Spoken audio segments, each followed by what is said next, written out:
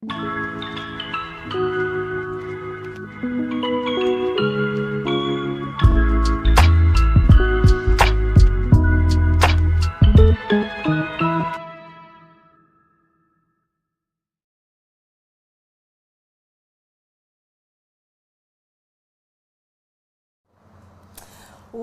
to day 15 of Cook for Victory. You're here with me, Maddie. And my name is Millie, and we are cooking tonight at Cookery School at Little Portland Street.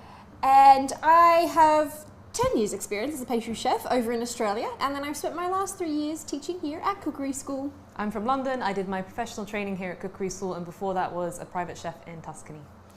All that aside, we have been cooking with you for 15 days now. Today's our 15th. And our aim is to get you guys loving cooking again, enjoying cooking, spending time, making things delicious with super simple ingredients. And we've got something that is no harder than any other day, no easier than any other day, all in an hour we are doing. We're making delicious fish cakes 2 ways, and also some lovely baked broccoli, and for the vegetarians we're doing a lovely chickpea version. So as per usual, I'll be taking care of the vegetarian version, and Millie's going to be taking care of the first type of fish cakes. So for me, you'll be shocked to know, we're starting with an onion. We're going to dice it nice and small and caramelize it. So grab your chopping boards, grab your onion, and grab your tin of chickpeas when you're ready. Alright, if you are doing fish cakes with me, we're going to get started by boiling our potatoes. So I've got a pot of cold water. I'm going to peel my potatoes and we'll put them in. Tonight I'm going to chop them a little bit smaller, just so they cook nice and fast, but ideally you chop them quite big so you get nice dry mash. We've got our oil, we've got our onion, even got my best friend Jeffrey. Thank you. Thank you. All right. So these are quite starchy potatoes, so we're looking for something that's not like a new potato or a salad potato, just something with lots and lots of starch that will get light and fluffy and crispy in the oven.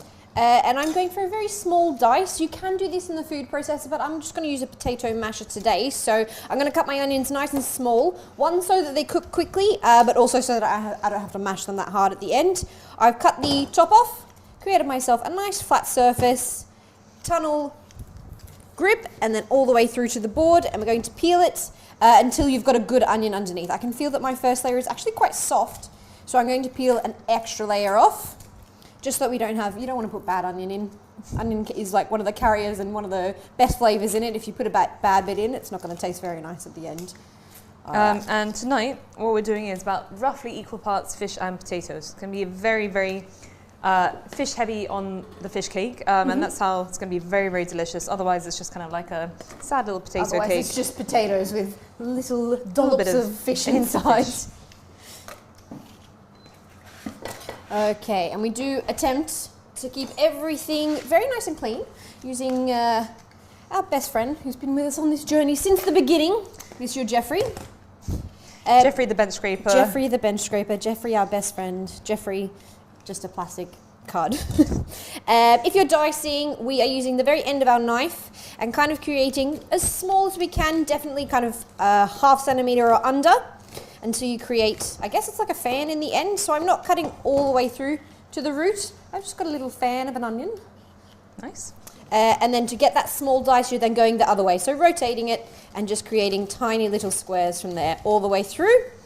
And if you get a bit unsure or unsteady towards the end, tip it on its side, staying with that nice flat surface, and then just chopping the very last as small as you possibly can. My one is a lovely leftovers recipe. You could use leftover mashed potatoes, which we've done with shepherd's pie. You could do leftover fish. This is like a really good way to stretch those two things a little bit further and make something new out of them. All right, done all my peeling. All right, oh, this onion is, it's gonna make me cry. So I'm just gonna go a touch smaller with my one. Into quite sort of like inch chunks, just so they cook quicker, but at home if you're in less of a rush, you can make them a little bit bigger. You can just leave them whole even if you've got lots of time. They'll absorb a little bit less water and stay nice and dry. And I am going to caramelize these onions the same way we do every single night. So I've got my cold pan, cold onions, and of course, cold oil.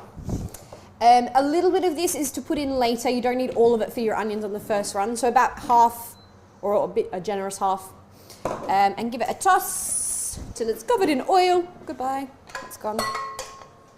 And then we're going to go on the nice high heat with a pinch of salt, as we always do. High, if you're on induction, means 14, if you've got those numbers. If not, yes, your flame can go nice and high. You just don't want to up the edges of your pan. And then, as always, patience. Patience is key. I'm going to leave this to sit until there's a nice brown layer on the bottom, and I'm not going to think about it until that happens. Otherwise, you just make stir-fried onions. And of course, a little emergency jug of water just in case it gets a bit too dark. So I've now gone from my cold water for my very dense, heavy potatoes. So unlike a nice green, fresh veggie like our broccoli, it's a little bit denser. It takes a bit more time to cook all the way to the center. So I start it cold and then bring it up to the boil. You can even put a lid on top if you'd like to. So this is going to come to the boil, and when they are totally soft, because we're going to mash them, then I will drain them really well and we can make some mash. In the meantime, I'm going to cook my fish for my fish cakes. So I'm just going to cook them in a little bit of boiling water, kind of just very gently poaching them.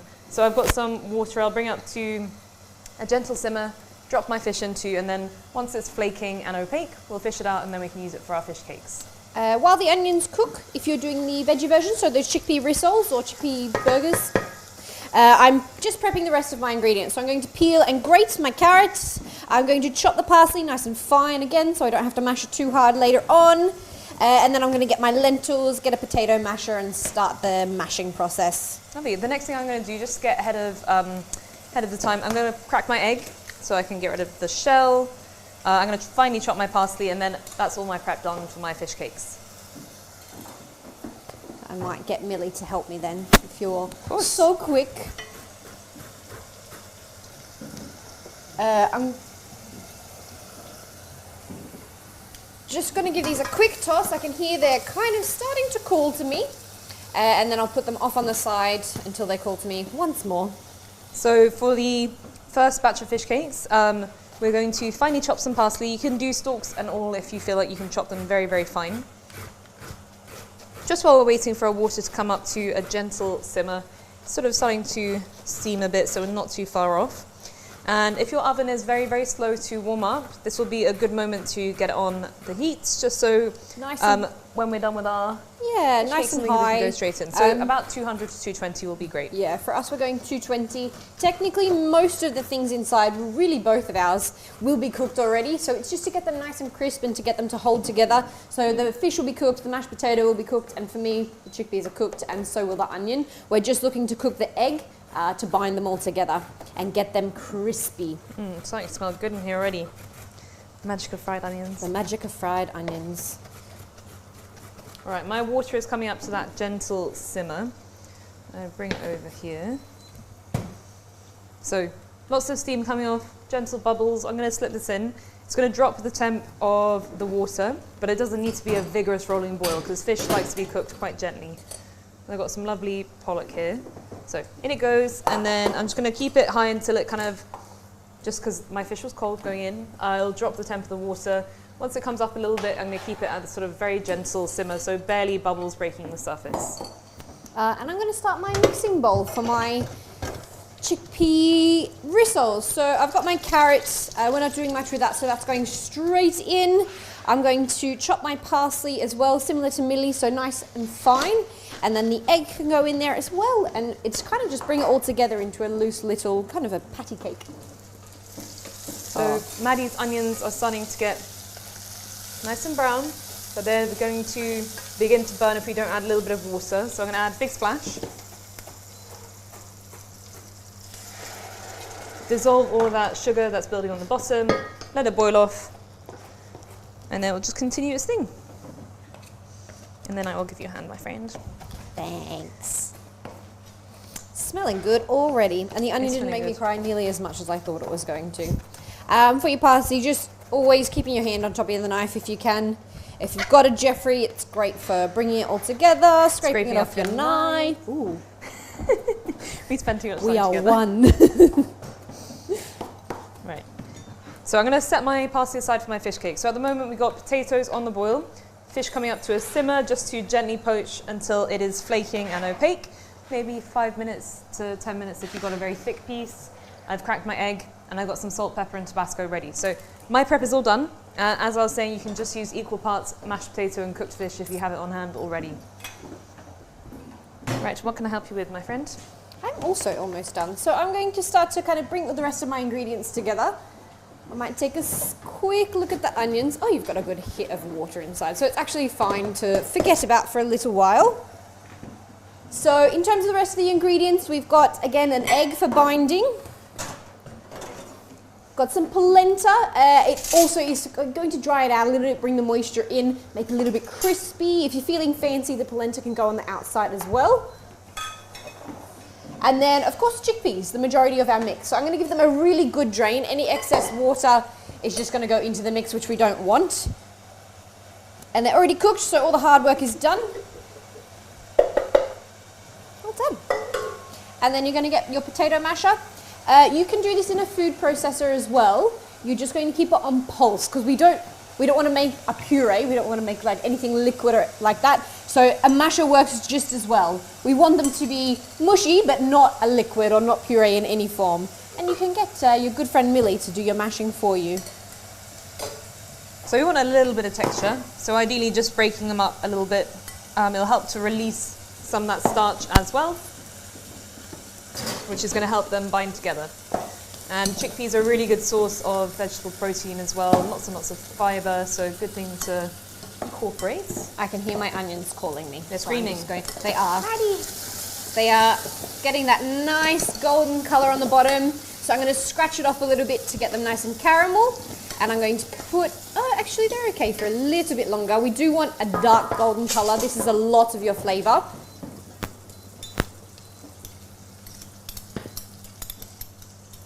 Everything's happening. Everything's happening. So my potatoes came up to a boil. I've just turned it down to a gentle simmer, just so it doesn't overflow in the pot.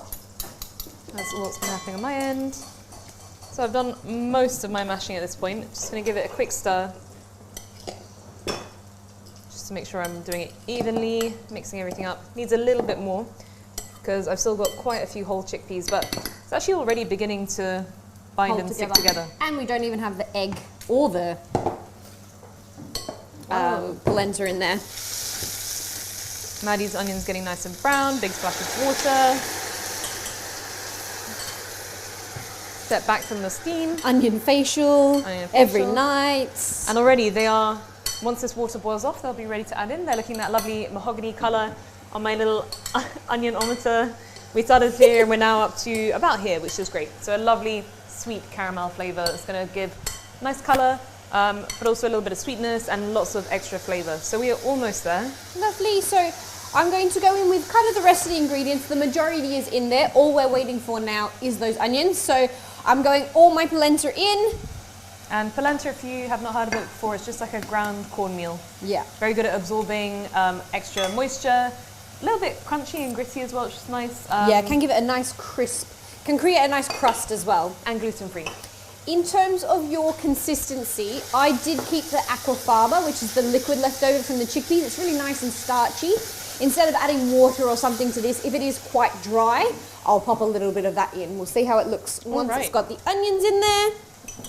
So our onions, actually I'll bring it off the heat so they're looking nice and caramelized. All of the water has boiled off because there's only a little bit of oil left, and they're lovely and sweet and sticky, looking good.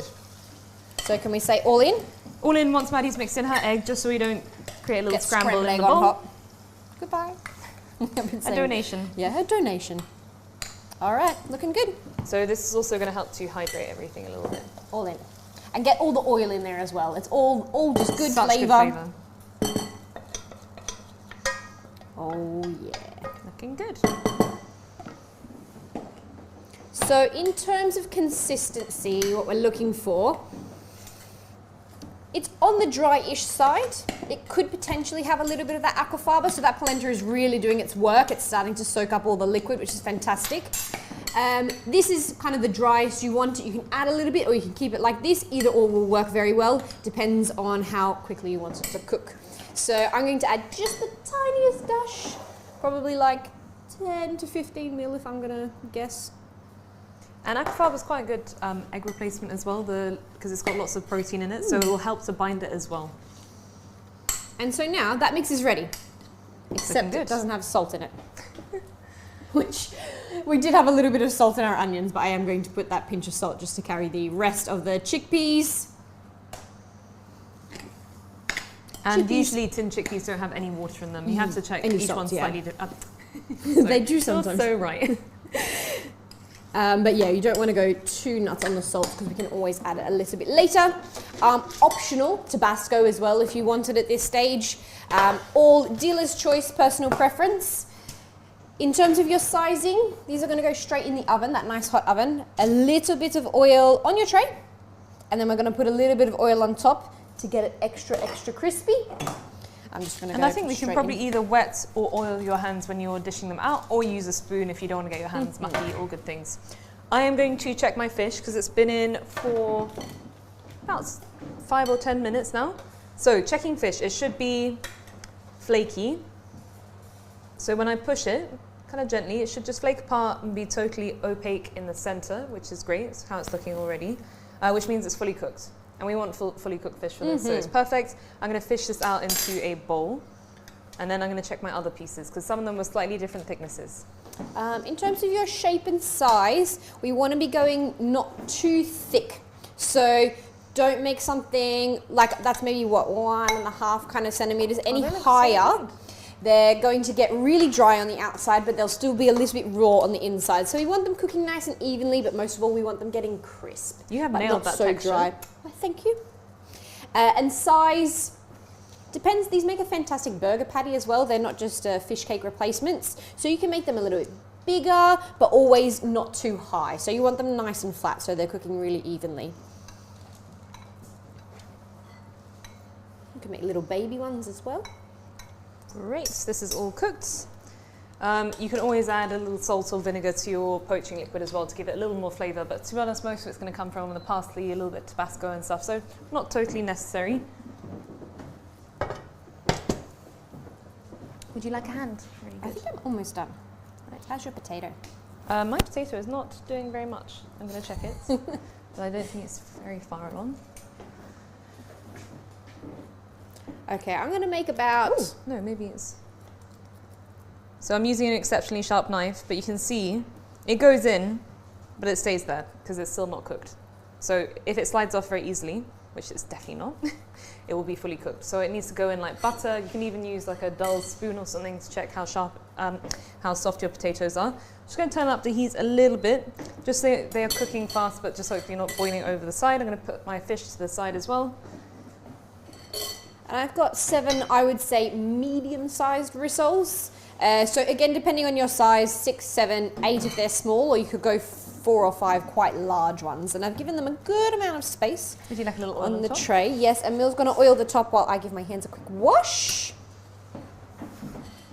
So just a little drizzle on top. It will help to crisp up the polenta or the starch in the chickpeas as well. And these haven't got any extra fat in them, apart from the stuff that was used to fry the onions. So you might as well go a little bit more generous on this. It will really, really help with the colour and the texture. So these are going to go into a nice hot oven, 200 to 220, depending on how hot yours run.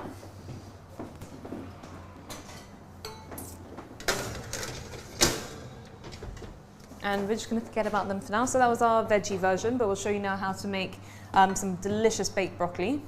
Our potatoes, I've turned them up a little bit as high as they can go without bubbling over the top. And they're just going to tick over for probably the next 10 minutes or so. I did chop them nice and small. All right. I'm just going to flip my board over because I had raw potato on here.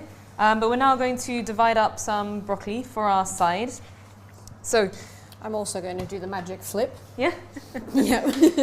So I like to just hold it upside down so I can just cut downwards. I'm going to just nip off all these little florets. A million different ways to do this though, to be honest. We have 2 chilies. I know for a fact that one of them is going to be quite spicy. So this is a preference in spice level. You do not have to use 2 full chilies. You could use 1. If you love chili, you could use plenty. This is a really nice kind of, it's like a cheat salad, you know. Roast broccoli with chili and a lot of olive oil is delicious. So you'll end up with the stem. This is fantastic for eating, but it's a little bit tough. This bit's quite tender, but as you get down to here, and if I do a little cross section, you can literally see this like very, very tough outer ring. So I'm just going to peel that off section up. It's not worth wasting this because it's very delicious. It's quite sweet, but I'm just going to make sure I trim off any of this really tough stuff and I'll chop it into little battens. Little battens? My favourite word. I thought you said matchsticks. I say battens. Oh, we can... For you. I felt jealous, you know. This size? Yeah, so we're just going for bite-sized florets, and again, we're going to cook this nice and high so we get crispy. Yeah, and it bits will of broccoli. shrink a little bit. So think about what you want to be able to eat, kind of in one bite, realistically. All right, so talking about sectioning your tougher bits of broccoli, I just trim off the bits towards the base because that is always the toughest bit. And then once all that's off, I'm going to go in half, flat side, half again. So that's a couple of the stalks. With Beautiful. my stem, again, I'm just going to trim it off. You could use a vegetable peeler if you wanted to. I think a lot of people waste this. It has got wonderful flavour. This was my favourite part when I was a kid. Didn't have to battle anyone for it either. Nobody else so wanted funny. it. All right. Beautiful. So with our chilies, if you really want to, you can put on a pair of gloves, but just make sure you wash your hands really well afterwards with some cold water and some soap. That will help with chili hands. So I've just taken off the top, cut it down the middle, and now I'm going to pull out the seeds because the seeds and the little white bits, the ribs, often are where all the heat is. So just so we have a little bit more control, I'm going to take out all of those things and then give my hands a very good wash. Unless you really love chili, then go nuts. And you can always add chili flakes, chili oil if you don't have fresh chilies. Yeah, if you don't have fresh chilies, this is chili of choice or chili of whatever you have in your pantry. Fresh chili is quite nice because it crisps up in the oven with the broccoli as well. And they last a pretty long time in the fridge as well, so worth buying a packet. They'll be there. They will get hotter. The longer you have them in your fridge, the hotter they get. So just be aware of that. 3-week-old in your fridge chili is going to be worth 2 chilies by that time. Maybe even 3.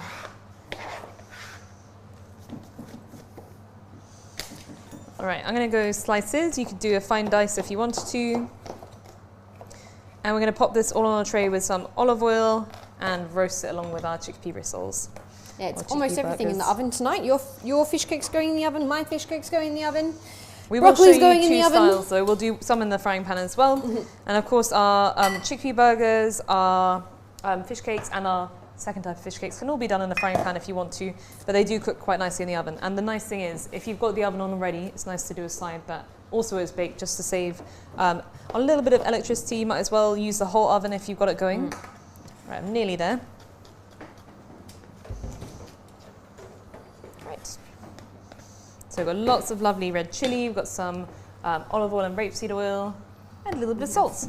So with roasting, it's dry heat. You want lots of space between whatever you're cooking so that it's not going to burn. Not going to get stewed or soggy. So I want to make sure there's enough room between everything. Donation. Bye. Bye. I think we can fit this all on one tray. I think but we can. if it was a little bit more broccoli or your heads were giant for whatever reason, then you may need one more tray to make sure they crisp up nicely. But that's looking good. We're going to go in with our chilies and then sprinkle over our olive oil. Once again, my friend Jeffrey coming in clutch. So, good bit of olive oil. And we're going to rub it in with a little bit of salt. If you love pepper, you could use that. Good point to introduce some other spices. Just hanging around in my hand, so I'm going to come after you. All right. So these will shrink a lot. They will also start to get nice and charred and crispy. I've got dirty hands, And you're already dirty? Go for it. Mucky hand, Millie. A little more salt? Usually when you use a lot of olive oil, you often need a tiny bit more salt than you think. You say when? Lovely. Perfect. And I'm just going to toss it so there's no salty bits. It looks so colourful, actually. Chili and broccoli, it's like Christmas on a... It is Christmas. Christmas on a time. tree. All right, I'm just making sure all that salt is really well dissolved because I hate it when you just get one salty bit of broccoli. Not very lovely. And these will, even though we haven't put them on paper, with that oil, and when I said they get charred and everything on the bottom, they will lift off super easily. So they don't need any paper on the bottom, and it tends to make them a bit watery as well. Like so a frying straight pan. on your tray with all that oil and at a nice high heat so that it lifts off as soon as it's got that nice char color. These are ready for the oven. And best thing is they can be served hot, they can be served warm, cool, doesn't matter too much how warm or cold they Delicious are. all the time. Right, I'm gonna have a quick check-in with my potatoes, see how they are doing. Oh, we're getting there. I think they only need another 5 minutes or so, and then we can call it a day with our potatoes. As I was saying on another episode, it's much, much easier to mash hot potatoes than it is to mash cool ones. So as soon as they're ready, we'll drain them and then give them a good mash. So we can start on our second type of fish cake while waiting for our potatoes to be done. So all we need to do for this one, it's a nice simple one. The only prep we need to do for our last type of fish cake is chop parsley. So we're going to get that done, and then we'll step back to the potatoes once they're finally finished. And I think we can share this job. sure.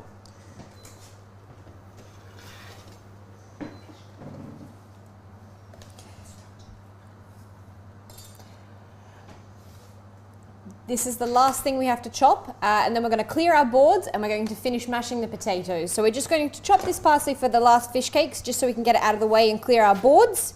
Our potatoes aren't quite ready yet to mash. They're still a little bit hard, so we'll just give them another couple of minutes, and then we will switch our minds to our first set of fish cakes.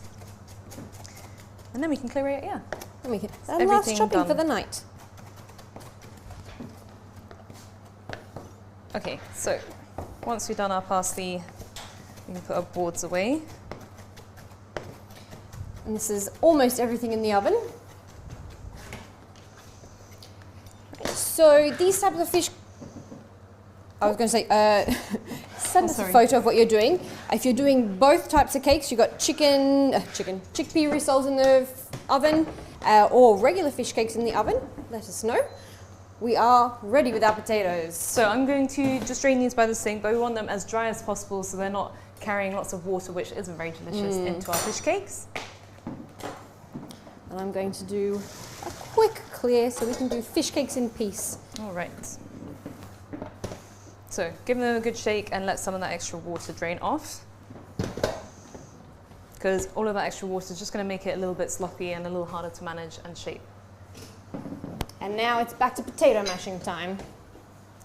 Potato mashing time. We're going to get all our other ingredients up to the front.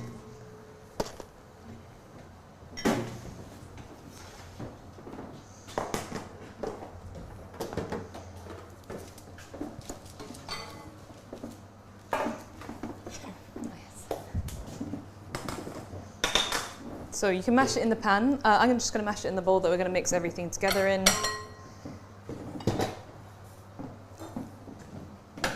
Can I help you with the mashing? Of course. You did help me with my mashing, so I'll help you with yours. So we're going to need, in my mental picture, enough salt for potatoes, for fish, for parsley, for eggs. They all haven't had any salt along the way, so we're going to need a fair bit. No, that's going to need at least 1 pinch, so let's say 1 pinch for that. Good pinch for the potatoes. Good pinch for the, what do you call it? The pollock, and then also a little bit for my parsley. So hopefully that should give us an all-round good amount of seasoning. The pinch for everyone in the fish cake family. And then if you like, we can do a little bit of pepper. It's quite nice in fish cakes.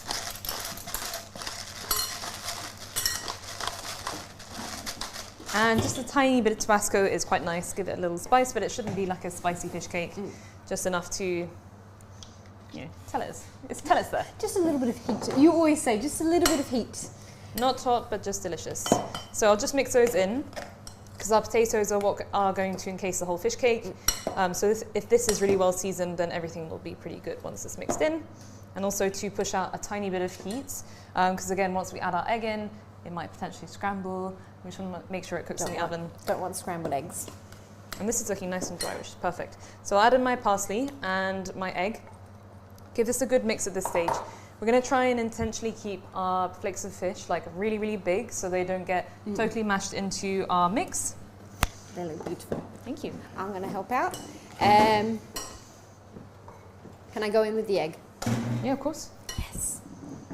All in. All in. So you can see it's quite dry and that egg is just bringing it together again. Without the egg, it ends up just falling apart a little bit as it comes out of the oven. It tends to break in 1 or 2 pieces. So the egg is really the combining agent, and it's why it needs to cook again in the oven for crispiness. Oh, If I can just shift you to the side for a sec, we'll just have a brief check-in with our chickpea burgers, which are looking really, really nice.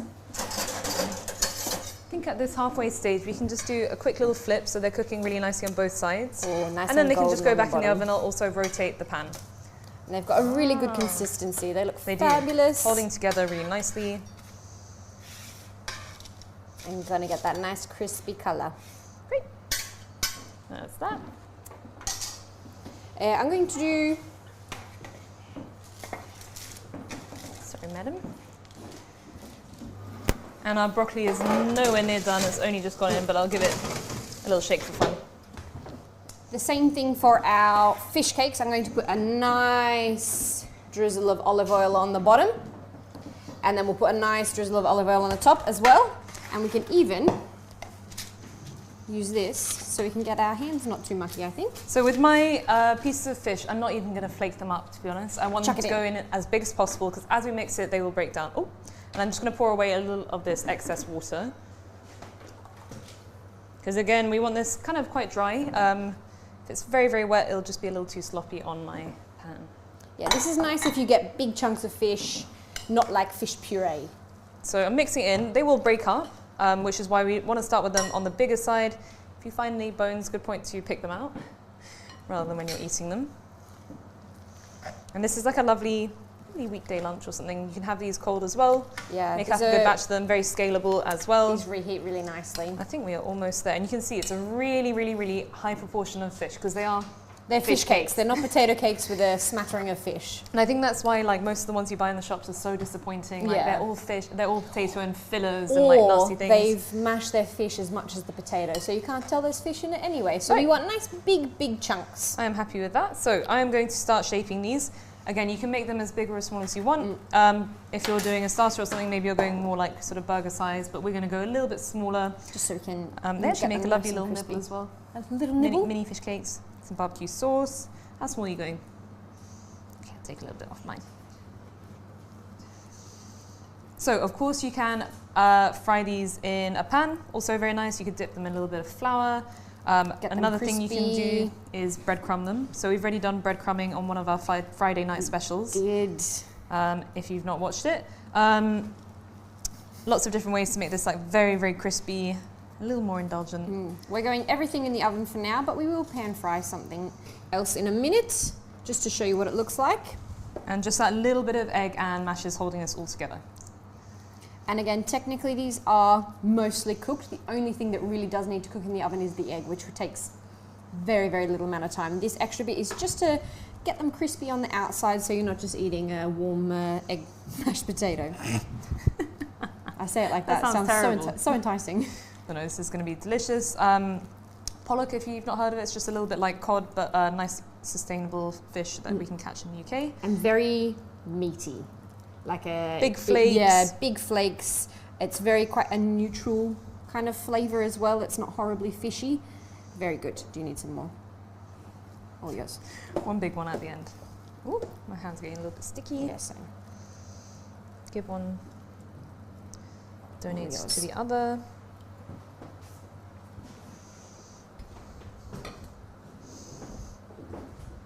And then once Maddie's washed her hands, she's going to drizzle a little bit more olive oil on the top with cold water. Yeah, that's a good point. Whenever you're handling fish, especially raw fish, you want to make sure you wash your hands with cold water and soap first time around, and then wash them once again with hot water, just to stop the fish proteins from cooking onto your hands and getting all fishy and horrible. So I'm going to do that just once I've finished arranging all these. I'm coming in.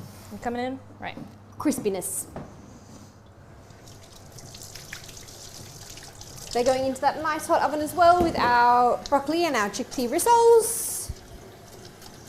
Sorry, ma'am. What's your butt? Excuse me.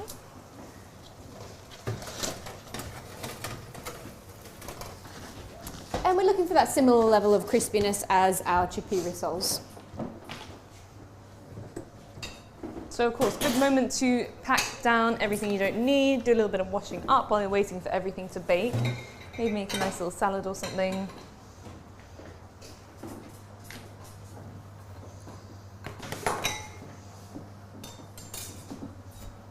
And if you've opted for the quick fish cake, you're going to get all your things ready, your tin of salmon. Our broccoli is currently in 220 oven. You can always crank it up to something like 250 would say even, basically as hot as your oven will go. Yeah. Especially if your oven is on the steamy side. Yes. Go as hot as you can possibly go, just because you don't want steam, you want them to crisp. If they get a little charred, it might look like they're burnt. It's actually quite a pleasant flavour. Really with good flavour. Broccoli and cauliflower and stuff. Not everything likes the burnt flavour, like onions and garlic, as we've mentioned many, many times. But broccoli, cauliflower, tender stem, anything in that family does do really, really well in the hot oven, especially if it gets a tiny bit charred. It's very, very delicious. Yeah, much better to go hotter for that char flavour than to get, it would Soggy, be the equivalent mushy. of Let's have a steaming little your look. broccoli, but it's nowhere near as lovely. All right. They are beginning to char. I'm going to give them a little flip, rotate them, put them back in the oven. Then we can move on to fish cakes. So that lovely like brown colour that we can see just on the That's a good one. florets. That one's got nice and golden brown, a little bit black on the edges, which is good. Just going to toss them around quickly and pop them back in the oven, and then we will turn our minds to... And they smell good. Wait, You found the crispy one. it's annoying me. Is it hot? So that is where you want. So this is why we haven't lined our tin, because it's going to touch the bottom of the tray literally like a frying pan, and you'll get a nice browning on one side, and then also on the top side. So I'm going to pop this back in the oven. It shouldn't take long. These shouldn't be in there for like half an hour or something. It's very quick. The quicker you cook them, the nicer they are inside. So you have that nice crisp outside and then that just cooked inside. They shouldn't be soggy, and they also shouldn't be like dry all the way through either. And just like in a frying pan, just shake them out so they're spread out. They're not all bunched up into one side. And our chickpea burgers are also not too far off, which is brilliant. Looking good. So we have the fish cakes that Millie did. Yes. Which were pollock with mashed potato in the oven. We have the chickpea rissoles that I did, also in the oven. We've got our broccoli in the oven. So these are all your different options, and this is the final, the quickest of quick fish cakes. So you don't have fresh fish, you don't have leftover mashed potato, but you do have parsley and an egg. And a tin of tuna or a tin of salmon in your pantry. Yeah. So this is cooked from your pantry, not from your fresh fish. This is a really, really good way to make something that maybe not everyone loves in the world. We are using, if you can, we've got wild caught pink salmon with the MSC label, so very sustainable fish. If you can get that, get plenty. They have a long life, and they're really good emergency meals. We're going to show you a really good way to do it now. Put a really quick tin in. These are going to be delicious, and they're super, super quick. I love them. Yeah, so with our tin of tuna, we're basically going to mix everything together, but I will start by just cracking my egg to give it a little helping hand before I get started on anything else. And again, it's just very simple with the seasoning. You could add a little bit of Tabasco. We're going to do a little salt and pepper and give it a really, really quick mix. And the best thing about this is you don't even need to take out the bones in your tin of fish, because they are very, very soft. They're pressure canned, so it's not going to be like a hard, crunchy bone. They'll be really soft, and they're actually full of calcium. Chuck them in. Everything in. Okay, that's good. So we're going to go in with our drained tin of wild-caught tuna. We've also got some salmon. You're so right. Then we've got some parsley, finely chopped, and a little bit of flour just to bind it, so the eggs and the flour create the sort of the magic ingredients that keep it stuck together in the frying pan. And then, of course, a little bit of seasoning. This one, on the other hand, it doesn't matter if it's a little on the finer side, because this is it's a very different texture to our ones we have in the oven. So we're going to mix this until combined, but it doesn't matter if it gets quite broken up. And it doesn't need to be as dry as the others either. We're not going to pat it together with our hands. We're going to drop it into the pan kind of like a thick pancake almost. So it doesn't need to be as tough as the others. We don't need to touch them with our hands, so it can be a little bit more on the runny side as well. I'm going to go like 2 medium pinches of salt, I think, as just a guesstimate. We've got 1 egg, which is going to need about a pinch of salt. We've got a little bit of flour, a bit of parsley, and a bit of tinned fish. And then if you wanted to, you could add a little bit of Tabasco. I might just add just like a tiny bit, A little dash. because I love Tabasco. Pop these to the side, and we'll mix those in. So you might need to go your frying pan now and get it ready, which I think I will. Yes, so we've got a nice big ceramic coated frying pan. It's a little bit non-stick, which is great. I've just had it gently warming up on the side on about medium-high. Medium-high? Try not to crank it up to full heat because it might just start to smoke and get a little bit, it's not very nice in your kitchen. And I'm just going to break these bits up until it's a sort of fully mixed piece of batter. They look great. They look great. This one has a slightly lower yield than the other ones, so it won't make quite as much. It's like a very, very nice lunch for 2, I'd say. And the other reason why we're warming up our pan only is because we're trying to avoid smoking the oil. We just want it to be warm enough that when we put our oil in, it won't get smoking hot and horrible. And This one's also extremely scalable. So very scalable. you can get away with like a little bit of a mixed quantity. If you have, you can put a little extra egg in there, make it a little bit more runny. If you've got 3 tins of tuna, you just kind of make it to a consistency that you desire between the balance of eggs and flour. They're like fritters almost. They're held together by the egg and the flour. So these are looking really good. They're like a nice, firm, spoonable consistency. So now I'm going to put a little bit of oil in here, and we're just going to spoon them straight into the pan. And let them get nice and if you crispy. did want them extra crispy, I'm sure you could add a little polenta like we did with our chickpea burgers. But these your are best friend. pretty nice as they are. So I'm going to do small little drops, and I'm going to spread them out a little bit just so they are going to cook all the way through. So once those eggs set with the flour, they should hold together really nicely. I'm going to try and go for about 6 babies.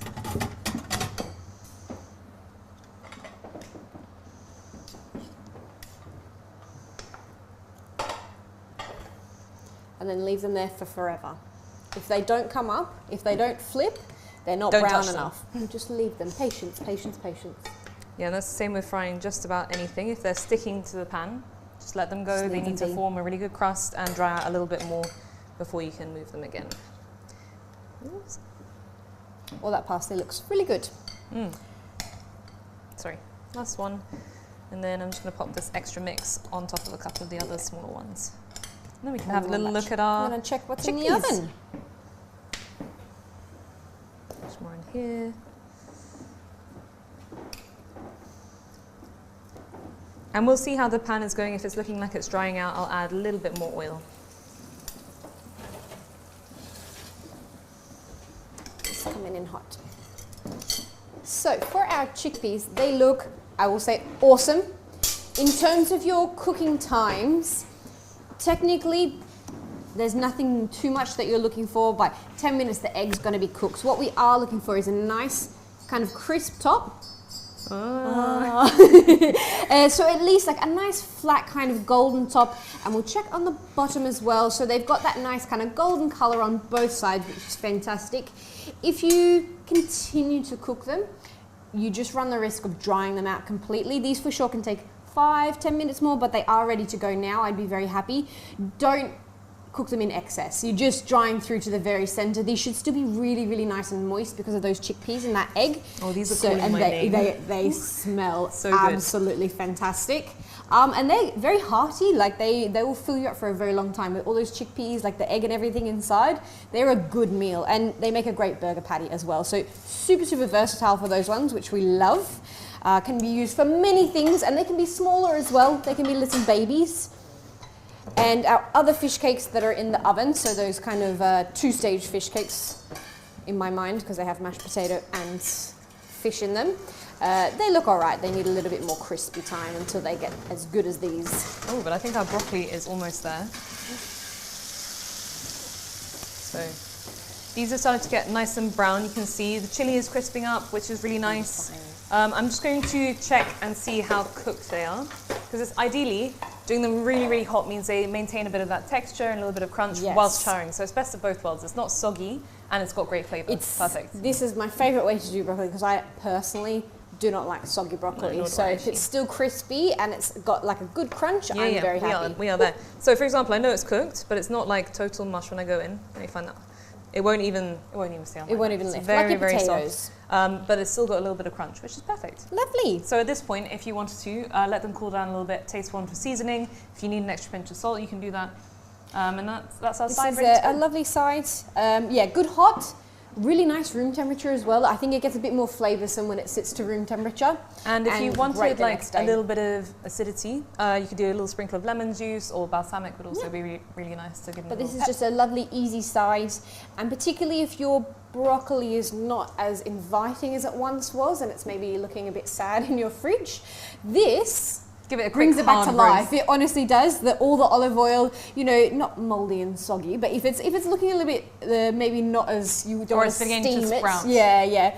This is an awesome way to get rid of all that broccoli, and it does shrink a little bit. So like one head, I would easily eat half of this, no problems. Yeah, that was 3 heads, and that's like a 3 people It's gone serve, to nothing, you know. This is all my lunch. So looking at these fish cakes, I'm almost certain they're not ready. But if I just lift one up. They are very pale on the bottom, they still need a little bit more time and they're barely holding together. So I'm going to just turn up the heat a touch. So yeah, let me Let's see. show.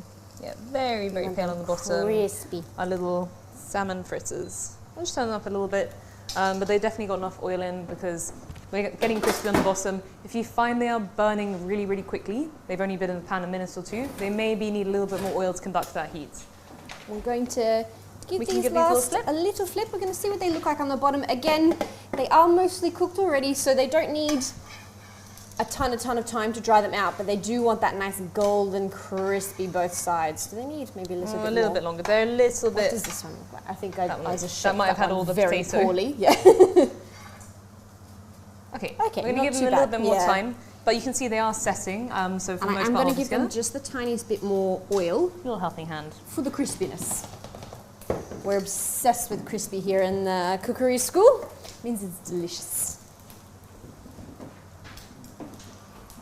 Oh, I think I can start to see these cooking as well. Yes, I can hear a crispy sound. So yeah, these are started going to slightly higher pitch fry. At this point, I can actually see just on the very, very bottom that they are beginning to brown. So if I flip it over, they are brown. So what I'm looking for is not just how they're cooking on top, I'm looking for the way the colour is creeping up the sides of the very, very bottom edge of my fish cakes. They will cook slightly differently as well, like maybe you have hot spots in your hob. Oh yes. And you just give them a little press down. So the top is still very much undercooked, which is why we must flip them. But they are not too far off. These are really, really nice quick meal. You don't need many things at all. I think once I flip them, I might just do the smallest extra drizzle of oil. Give them a helping hand. Because they've actually soaked up most of that stuff that I popped in the first place. Looking good. Oh, these would be so good with a little squeeze of lemon. Little lemon, good breakfast, good dinner, good lunch snack as well. And again, if you want to, you can make them a little bit more runny. And they kind of like make themselves like a little fish pancake almost. These are the quickest of quick fish cakes.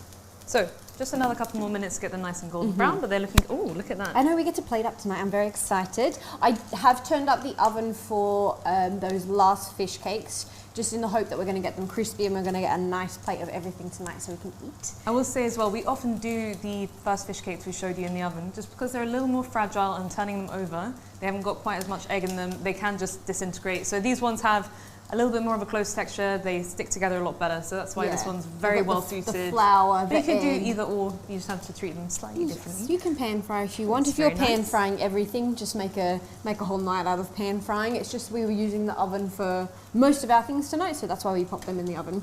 Whatever you're doing, it's the easy way to do it. Should we have a little taste? I'm going to taste the broccoli. It looks really good. I am thinking about the chili and how hot it's going to be. Let's have a little look.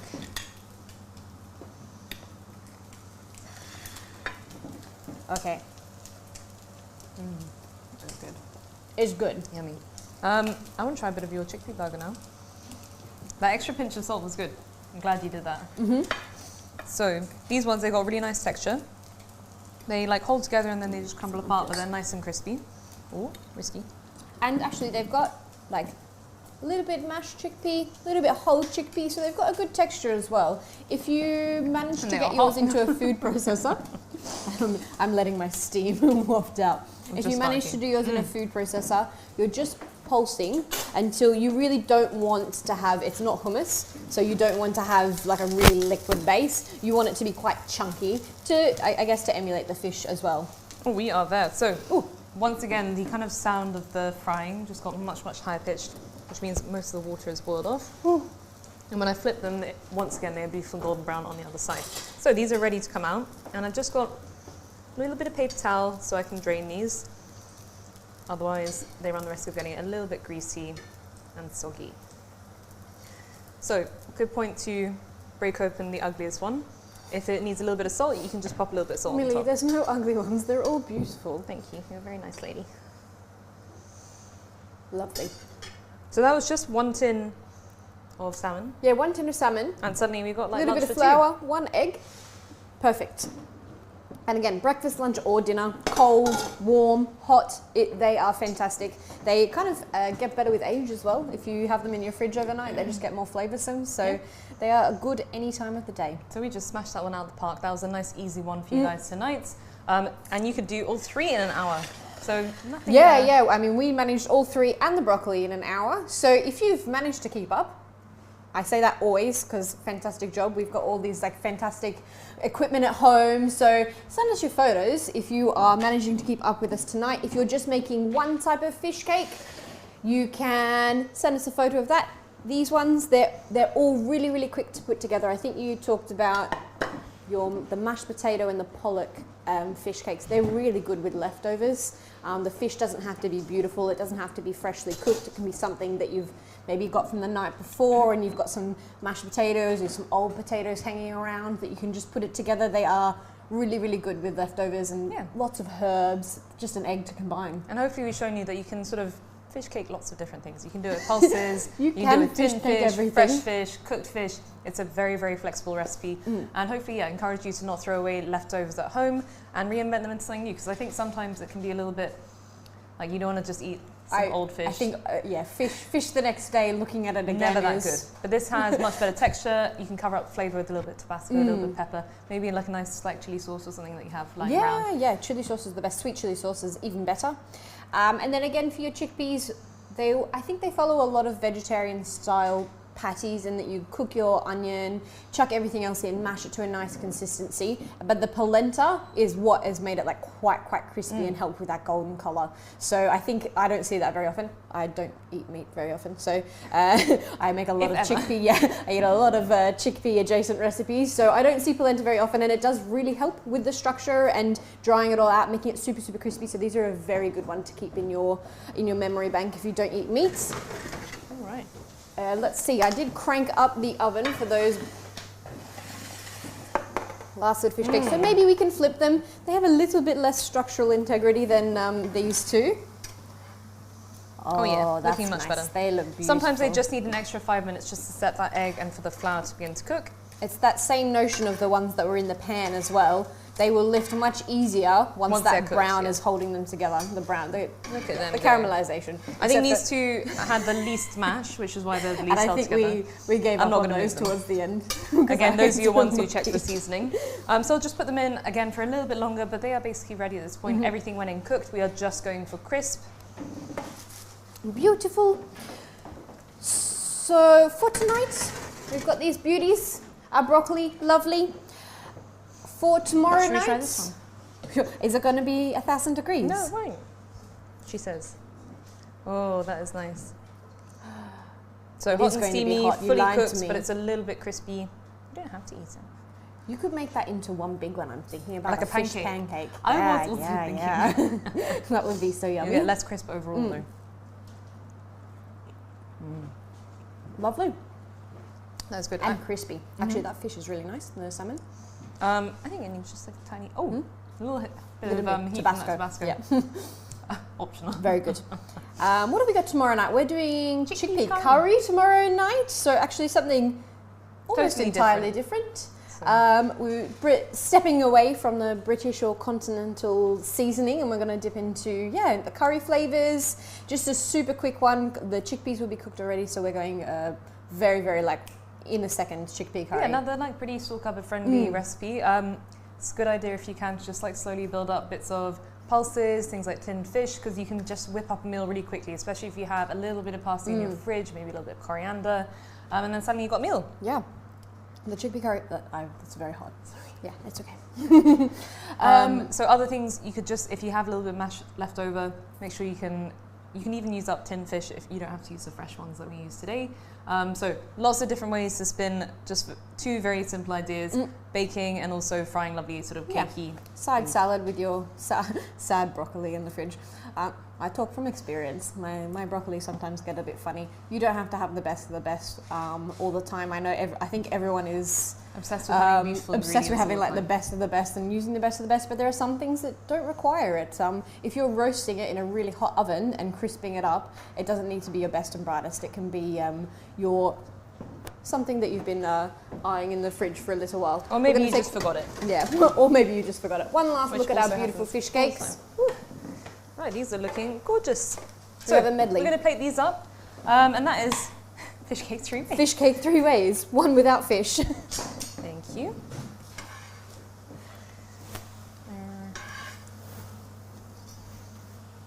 Oh, it's looking really nice. And we are 3/4 of our way through. We're 15 out of 20. We've only got 5 left now. I hope by now you've picked up something, even if it's just the caramelizing of onions to get your extra flavor, Good or bit of salt. going for the one last pinch of salts. If you have, let us know. We love the feedback. We love your photos, obviously. They've been amazing, and sometimes they look better than ours, which is absolutely fine. We are not competitive at all. Not embarrassed. But also, if you have feedback or you've loved something or you think something needs some work, send it to us. We love it. We are going to do, these are our favorite recipes. So we do all these recipes all the time, and we hope they become your favorites as well. I hope you notice that I eat these fish pancakes a lot. These beautiful crispy ones are, I think we make them all the time here at Cookery School. They're going to be so hot. Okay. Crispy, super, super crispy. I know crispy, but they're also quite soft in the centre, which is nice. They've got a nice contrast. That mashed potato. Oh, is this going to burn I my mashed it so well, right, Millie? Right. I'm scared. I'm seeing a lot of steam coming through. Hot and fresh, right? Cheers. Cheers. Cheers. Oh. Hot. Yeah. Oh, wait. I'm not Salt's that really good bold. in that one. A couple of us could have used an extra pinch of salt, but honestly, very, very good. Yeah. But they're If not you're- under seasoned, they just Yeah, needed if like you're one a extra bit pinch. wanting to be a bit more tasting on your fish cakes, if you keep the raw Yeah. egg out, you can put everything in. So say your fish and your mashed potato, give it a quick taste and then add your raw egg in. The reason we just did the fish last is to keep it in a bit bigger chunk. But if you want to make sure they're kind of like perfect seasoning, you can just keep the raw egg out and taste it there. You don't really want to be And the eating joy raw of egg. cooking is the more you do things, the more they become muscle memory, the less you have to think about the way you do things. I've got like an asbestos mouth. I'm so used to eating things piping hot. So you get used to cooking things and how much salt you need to add. You also get used to the salt you're using and how salty it is, because not all salts are made equally. Some are a little bit coarser, so you have to use a bit more of them to get the salt. And I like the way that you talk about it when she says, okay, Small so pinch, big pinch, medium pinch. one for the potato, one for the egg, and one for the fish. So that's, and I think about how many, I'm thinking this is going to make 6 fish cakes. And I think each fish Pinch of cake salt, should no have, each fish cake should have a pinch of salt. So I would do 6 small pinches. So it's a them good out. way to start off. Not everything should just start with a pinch of salt. You can kind of think about it, plan it out, but the salt is everything. And salt and colour, that's the two number ones. So thank you for joining us again for another wonderful night of cooking. Please tag us on Instagram at Cookery School London, #CookForVictory. Once again, we love to see your creations and all your beautiful photos. And we will see you again tomorrow for chickpea curry. So thank you again for joining us. Most delicious. Here is our beautiful creations tonight. Beautiful. And we will see you again tomorrow. Bye-bye. Bye.